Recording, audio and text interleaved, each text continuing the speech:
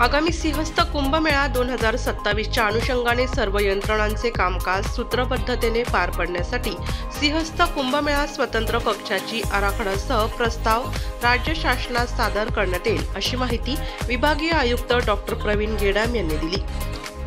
जिल्हाधिकारी कार्यालयाच्या मध्यवर्ती सभागृहात आयोजित आढावा बैठकीत विभागीय आयुक्त डॉक्टर गेडाम बोलत होते। यावेळी नाशिक महानगरपालिका आयुक्त मनीषा खत्री, सार्वजनिक बांधकाम विभागाच्या अधीक्षक अभियंता अरुंधती शर्मा, जिल्हा शल्य चिकित्सक डॉक्टर चारुदत्त शिंदे यांच्यासह विविध विभागांचे प्रमुख उपस्थित होते। कुंभमेळा काळात होणारी भाविकांची गर्दी लक्षात घेता मोबाईल डाटा वापर वाढणार आहे। त्यामुळे जिल्हा प्रशासनाने मोबाईल कंपनी व्यवस्थापनाची बैठक आयोजित करून कुंभमेळा कालावधीत इंटरनेट सेवा सुरळीत राहण्याच्या दृष्टीने टॉवरची संख्या वाढवणे, इंटरनेट डाटा क्षमता वाढवण्याबाबत चर्चा करून नियोजन करावे, अशा सूचनाही विभागीय आयुक्त डॉक्टर गेडाम यांनी बैठकीत दिल्या। नाशिक लोकशाही न्यूजसाठी उपसंपादक बाजीराव नाना खैरनार, नाशिक।